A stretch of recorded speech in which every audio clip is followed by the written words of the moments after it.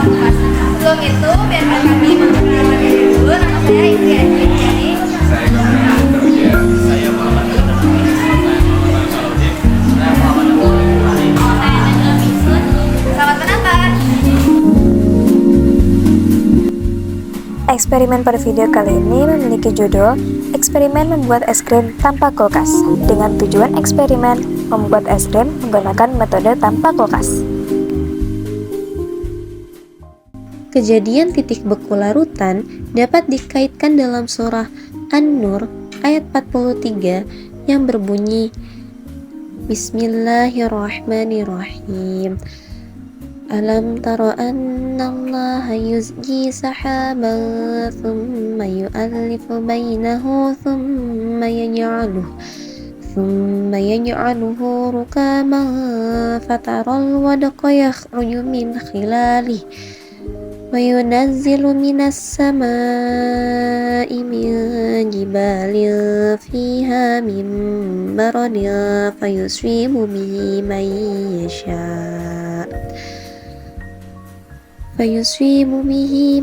yasha' wa yasrifuhu amman yasha' yakadu sana barukihi yadhabu bil absar. Artinya, tidakkah engkau melihat bahwa Allah menjadikan awan bergerak perlahan, kemudian mengumpulkannya, lalu Dia menjadikannya bertumpuk-tumpuk, lalu engkau lihat hujan keluar dari celah-celahnya, dan Dia juga menurunkan butiran-butiran es dari langit, yaitu dari gumpalan-gumpalan awan seperti gunung-gunung. Maka ditimpakannya butiran-butiran es itu kepada siapa yang Dia kehendaki dan dihindarkannya dari siapa yang Dia kehendaki. Kilauan kilatnya hampir-hampir menghilangkan penglihatan. Dalam Al-Quran, surat An-Nur ayat 43, Allah menjelaskan tentang turunnya hujan dan butiran es dari langit. Fenomena ini bisa dikaitkan dengan konsep titik beku larutan. Air murni biasanya membeku pada suhu 0 derajat Celcius, tetapi di atmosfer, air bercampur dengan partikel lain sehingga titik bekunya turun. Konsep inilah yang menjadi dasar teori eksperimen kita hari ini. Ayat Alkitab yang berhubungan dengan proses penurunan titik beku adalah Ayub 38 ayat 29-30 yang berbunyi, dari dalam kandungan siapakah keluar air beku, dan embun bekul di langit, siapakah yang melahirkannya? Air membeku seperti batu, dan permukaan samudera raya mengeras. Ayat ini menggambarkan fenomena alam berupa terbentuknya es, salju, dan air beku di laut. Dasar teori pada pembuatan es krim tanpa kulkas. Titik beku adalah suhu ketika air atau zat cair lain mulai membeku menjadi padat. Air murni biasanya membeku pada suhu 0 derajat Celcius.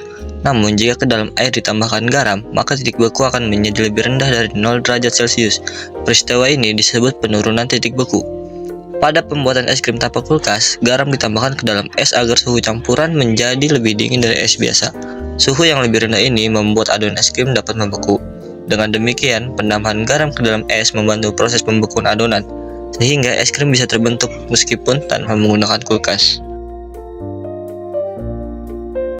Adapun alat dan bahan yang digunakan untuk membuat es krim tanpa kulkas diantaranya, untuk alat kita memerlukan plastik es batu, plastik es delin, baskom, sendok, wadah ukur, gunting, kaleng kosong dengan tutup rapat, cup kecil untuk menaruh hasil es krim, serta sendoknya.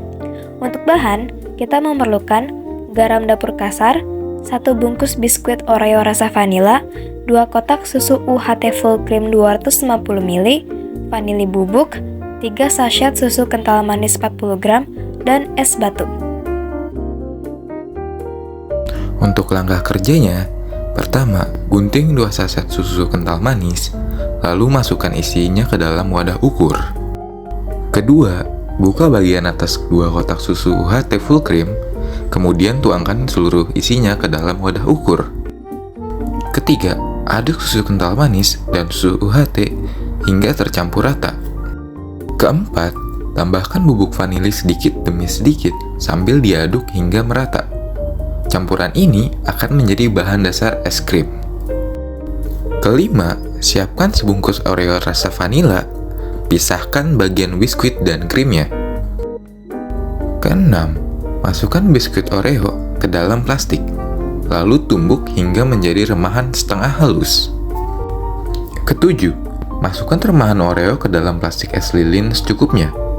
Langkah ini akan memberikan cita rasa cookies and cream pada es krim. Ulangi hingga beberapa plastik es lilin terisi. Kedelapan, siapkan sebuah baskom berisi es batu. Taburkan garam dapur kasar sedikit demi sedikit ke atas es batu, lalu aduk atau guncangkan agar garam tercampur dengan lapisan es. Tuang campuran susu dari wadah ukur ke dalam plastik es lilin yang sudah berisi remahan Oreo, lalu ikat plastik dengan rapat, ulangi hingga semua adonan habis. Pindahkan es batu bercampur garam ke dalam sebuah kaleng kosong. Kubur plastik es lilin berisi adonan es krim ke dalam es batu tersebut. Tutup rapat kaleng, lalu kocok-kocok beberapa menit. Langkah ke-12, jika suhu dirasa kurang dingin, tambahkan lagi garam dapur kasar ke dalam es batu di dalam kaleng. Ke-13, setelah es krim membeku, siapkan cup kecil, gunting ujung plastik es lilin, lalu tuang es ke dalam cup. 14. Tambahkan topping berupa susu kental manis dan taburan remahan Oreo sesuai selera. Langkah terakhir atau langkah ke-15, es krim cookies and cream buatan sendiri tanpa kulkas siap disajikan.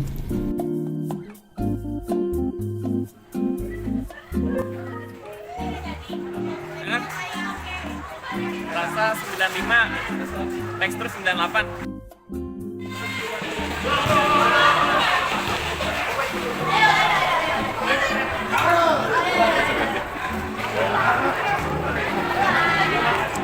Kalau untuk ibu sih kayaknya kurang manis ya, karena ibu lebih sukanya manis. Oh, oke. Kalau kan kurang manis dikit nggak apa-apa.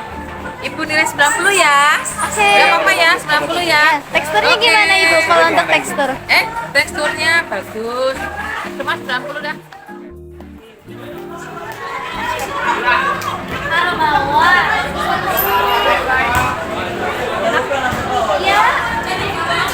Gimana? Iya. Dari 8 sampai 10 Ibu. Dari 8 sampai 10. Dari 8 sampai 10. Iya.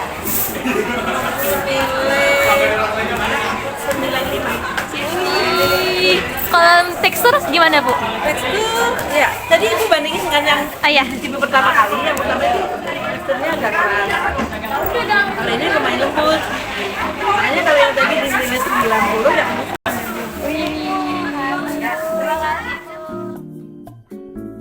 Pertanyaan nomor 1, bagaimana hasil dari eksperimen ini? Apakah es krim yang dihasilkan sudah mencapai konsistensi yang diinginkan? Jawabannya, hasil eksperimen menunjukkan bahwa es krim berhasil terbentuk dengan tekstur yang cukup lembut. Walaupun tidak sehalus es krim buatan pabrik, konsistensi yang dihasilkan sudah sesuai dengan tujuan percobaan, yaitu membuktikan bahwa es krim bisa dibuat tanpa kulkas. Pertanyaan nomor 2, mengapa kita perlu menambahkan garam dapur ke dalam es batu dan apa fungsi garam dalam proses pembuatan es krim ini? Garam berfungsi menurunkan titik beku air. Dengan ditambahkannya garam, campuran es dan garam menjadi lebih dingin daripada es murni. Suhu rendah inilah yang membuat adonan es krim bisa membeku tanpa kulkas. Pertanyaan nomor 3. Apa perbedaan hasil eksperimen ini dengan proses pembuatan es krim menggunakan kulkas? Apakah ada kelebihan atau kekurangan dari metode tanpa kulkas ini? Perbedaannya, es krim tanpa kulkas biasanya lebih cepat terbentuk tetapi teksturnya agak kasar, sedangkan es krim dengan kulkas lebih halus dan stabil.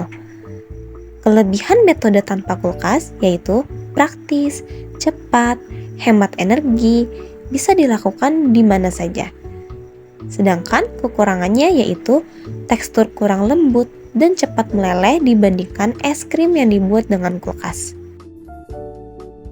Pertanyaan nomor 4. Apakah ada cara lain untuk membuat es krim tanpa kulkas yang mungkin lebih efisien atau menghasilkan es krim dengan tekstur yang lebih baik? Ya, ada. Misalnya dengan menggunakan dry ice atau bisa disebut es kering, atau nitrogen cair yang dapat menurunkan suhu lebih cepat sehingga es krim memiliki tekstur lebih halus. Namun, cara ini membutuhkan bahan yang tidak selalu mudah didapat. Alternatif lain adalah menggunakan freezer portable atau teknik manual dengan wadah logam yang diletakkan di atas es dan garam agar pendinginan lebih merata. Dari percobaan pembuatan es krim tanpa kulkas dapat disimpulkan bahwa konsep sifat koligatif larutan, khususnya penurunan titik beku, benar-benar terbukti dalam kehidupan sehari-hari. Air murni memiliki titik beku 0 derajat Celcius, namun ketika tempat zat larut seperti garam, titik beku turun. Campuran es dan garam mampu mencapai suhu yang lebih rendah daripada es murni, bahkan bisa turun hingga di bawah minus 10 derajat Celcius. Suhu rendah inilah yang membuat adonan es krim dapat membeku meskipun tanpa bantuan kulkas. Hal ini menunjukkan bahwa jumlah partikel zat terlarut mempengaruhi besar penurunan titik beku larutan. Semakin banyak partikel zat terlarut, semakin besar penurunan titik beku yang terjadi. Dengan demikian, eksperimen ini tidak hanya menghasilkan es krim sebagai produk akhir, tetapi juga menjadi bukti nyata penerapan dari kimia dalam kehidupan sehari-hari.